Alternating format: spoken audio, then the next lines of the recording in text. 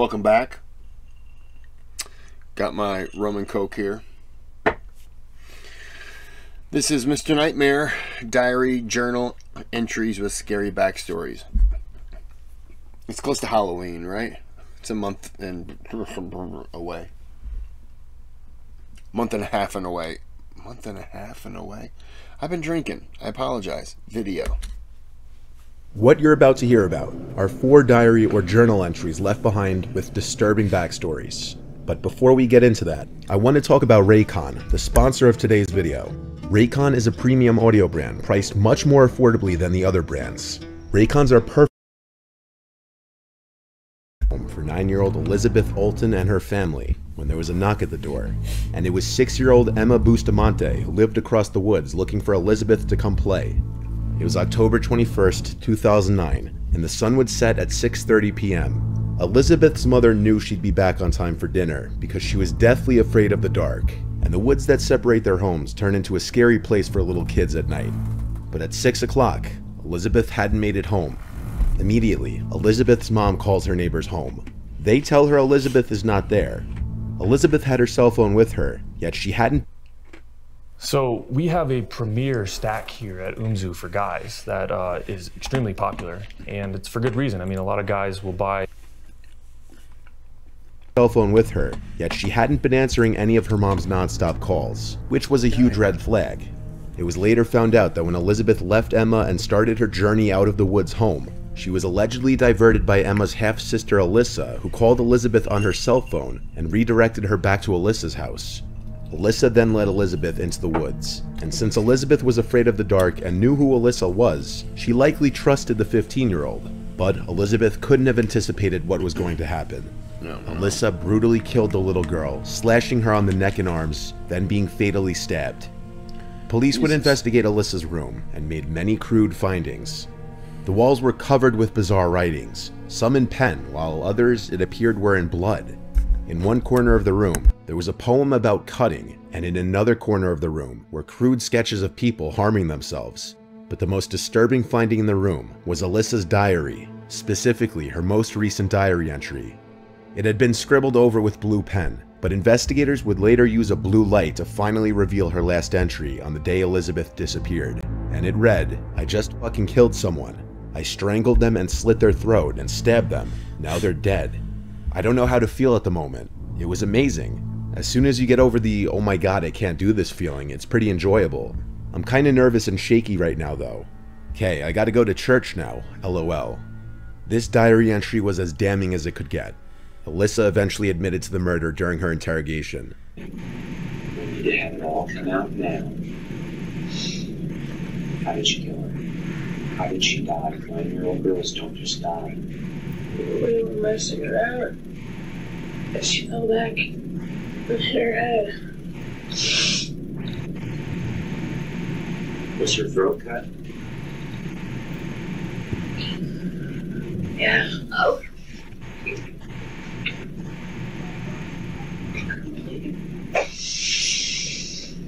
Grandma? Oh my god. The diary entry truly painted the terrifying picture of a ruthless, young murderer that she was. So she fell and hit her head, and then you had to cut her throat. Makes sense. Piece of shit. She had been sentenced to life in prison without the possibility of parole. Elizabeth's body was found in a shallow grave, one of 2 that Alyssa admitted to digging a week before the murder, giving rise to the speculation that her twin brothers were the original intended victims. The diary entry was presented as evidence that she should get life in prison regardless of her young age. Believe it or not, there was a possibility that she could only get 10 years in prison, but the diary entry was the icing on the cake that solidified her fate. Good. Both Dylan Klebold and Eric Harris had rather chilling diary entries. Dylan and Eric killed 13 students and 1 teacher, along with injuring another 20. The 2's diary entries provided the world with a glimpse into their minds before committing a mass murder. Starting with Dylan, he clearly was suffering from low self-esteem and depression. He really seemed to desperately want friends and to be accepted, but his peers refused to accept him. Dylan was big into writing actually, and he had many diary or journal entries. One of his final entries, though, was a brief outline of his plan on the day of the shooting, even revealing what he planned to wear during it. Walk in, set bombs at 11:09. For 11:17, leave, set car bombs. Drive to Clementi Park, gear up, get back by 11:15. Park cars, set bombs for 11:18. Get out, go to outside hill, wait. This was clearly an outline for the schedule he had for the day of the attack. Eric Harris's motivations were not much different at all from Dylan's. There were rants on old online forums from Eric from as far back as 1996. He would go off online about everything he felt was unfair in this world, about how he had never been accepted and how he just wanted to fit in. He would sprinkle in some dark song lyrics into his rants occasionally. Eric had drawings of the school and plans for their massacre in his diary, and drawings of guns were found all over his diary. The final entry, though, is rather upsetting and truly shows where Eric's motivation came from. I hate you people for leaving me out of so many things. And no, don't effing say, well, that's your fault, because it isn't. You people had my phone number, and I asked and all, but no. No, no, no, don't let the weird-looking Eric kid come along. Eric also removed any possible blame on his family, music. I remember this one. It kind of hit because I was out of high school then. And you always have that look back where like, wow, man, what if that happened in my school? But since what was 99? I mean, 23 years, how many school shootings have we had in America? Let me take that back. How many school shootings have we had in the U.S.? Canada and Mexico. But I mean, it's just gotten ridiculous. And these guys, kind of the first. It's just kind of sad. Or video games for his actions, and he took sole responsibility for what he was soon going to do. The diaries of both Dylan and Eric show how they felt unwanted and displaced in the world. They also show the negative effects that loneliness, social rejection, and untreated mental illness can lead to. What you're about to hear may sound like a diary entry written by Charles Manson or some other serial killer. It actually appeared in a diary kept by a young girl named Pearl Moen. I stabbed an innocent woman to death earlier today. Technically yesterday since it's 1 a.m. It was absolutely fantastic. Murder gives me a high unlike any other. What? Real quick, before we get into the content, I want to tell you about the sponsor of today's video, which is the Farmer's Dog. Tell me. As you guys know, Reef joins us on all of our adventures. I know he does. I want to hear more. Oh, too bad. Unlike any other. It feels like this crisp unreality, flashing and sparkling. Adrenaline and shock, fight or flight mode. How do I even go about describing it? The whole thing was unreal. I'm so proud of myself. I stabbed her like 20 times. Maybe more. I wasn't counting. She screamed and grabbed at me, saying, "What the fuck? Help, leave." For now, I should explain why. Other than the fact that I'm a homicidal psychopath, I have a deep hatred towards people right now. Yesterday I lost my other gold ring I've worn all my life on a chain around my neck, as it was ripped off by a girl I was murdering. Fate is weird. She was mistaken about one thing though. The woman she stabbed did not die. Pearl Moen was 17 years old when she attacked a random nurse and stabbed her 21 times. A complete stranger to her, mind you. Pearl had been hiding behind the bushes in a park where the victim and her date were wrapping up their evening. When the woman's date left to use the bathroom, Pearl attacked, eventually leaving the woman she thought was dead. She then took to her diary to write about how thrilling and fun the experience was for her. While her victim survived the horrific attack, Pearl remained on the run for 3 months before law enforcement finally caught up with her after a neighborhood association handed out flyers with a sketch of Pearl, and eventually Pearl's own mother would call the police and report that she believed her daughter matched the description of the suspect seen in the flyers. Good for you. When her bedroom was searched and officers found her diary, there was no question that it was she who committed the brutal and vicious attack. Pearl's victim told her in court that she was glad she stabbed her rather than a child, an elderly person, or someone who could not defend themselves. The victim said she was able to save herself because of her medical training. The teenager described herself as a homicidal maniac in her diary, and she definitely proved that to be true. Pearl took a plea deal and is currently serving a 15-year sentence for attempted murder. In 2018, an unnamed woman shared disturbing excerpts from a diary she claimed was kept by her obsessive male colleague for a whole year. In the journal, her coworker apparently noted everything she had worn to work and told her how they'd spend their lives together. One of the entries even ends with the message, "I'm coming for you, my love. Coming for us." The woman, who wished to remain anonymous, revealed she worked alongside the man for 3 years, but for the longest time, she never had any idea her coworker was interested in her. It wasn't until the woman left the firm to start a new job that she claims he was arrested for camping outside her apartment for 3 days. Her address was given to him by a worker in the HR department, resulting in him camping outside of her apartment for days. What? That employee was fired after word got out.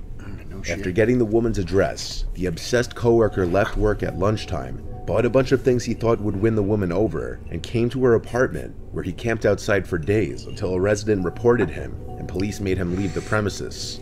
The woman wasn't there. She was flying to another city to rent an apartment for her new job. The man had also sent her his diary entries, which are pretty disturbing.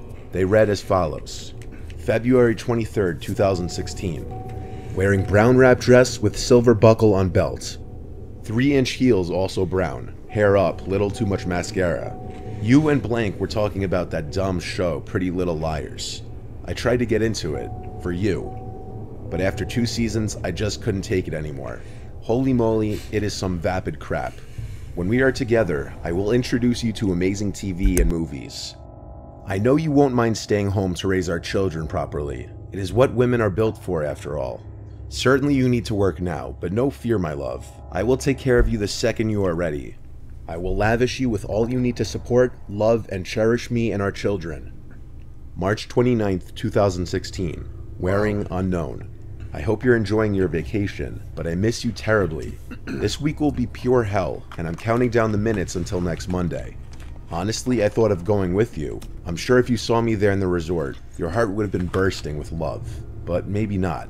I'm sorry for doubting you, but on that tiny chance that you weren't super happy to have me there, parentheses, I can't be part of your friend's wedding, right? I couldn't put you through that. Sometimes it seems like you're close to acknowledging our true love. Other times, it frustrates me. I'm sorry, but it does. I don't want to be mad, so I wait. But not forever, silly. Heck, this could be for the best. Seeing holy matrimony could be the push you need. I hope so, because I love you, and you love me. Soon. Wow. November 23rd, 2016. Wearing Who the Hell Knows. How can you do this? How? How can you abandon our one true love? How can you abandon our life together? How can you doom our future generations to nothingness? How? I am bereft without you, adrift at sea. I can't be without you. I won't be without you. I will follow you to the ends of the universe. Know that. I will find you and I will help you understand. For us, to complete the truly most important relationship ever. I see I need to take control. I wanted to wait for you, but I see that like other women, you need your man to take charge. No more waiting. I will show you what you have been too blind to see with your own eyes. What has been sitting patiently, listening, watching, documenting you for posterity. After she shared these chilling diary entries with Imager and Reddit, the woman said she was able to finally move on with her life after moving to another city and undergoing counseling. In her Reddit post, she wrote, "I received these journals and pen, flowers, candy, and a huge stuffed bear from my former cubicle neighbor at a job I worked at for 3 years. As you'll see, the guy is freaking nuts. Our cubicles were next to each other the whole time I worked at this firm. We were kind of friendly the first 6 months I was there. Then he asked me on a date. I very politely declined, very firm that I don't date coworkers and whatnot. After that, besides for a friendly hello, he said almost nothing to me. We were on different teams, so it wasn't a big deal to me, but after I turned him down, he started keeping this journal." Referring to the first entry, she added, "This entry also takes a turn into the crazy end. Up until now, he called me pet names and talked as if we were currently dating. This is the first time that he really reveals that he's planned the rest of our lives out for us. The last 9 months of the journals get really bad, which are the entries you just heard. According to the woman, the man is currently in jail serving a 2 to 5 year sentence for an attempted kidnapping.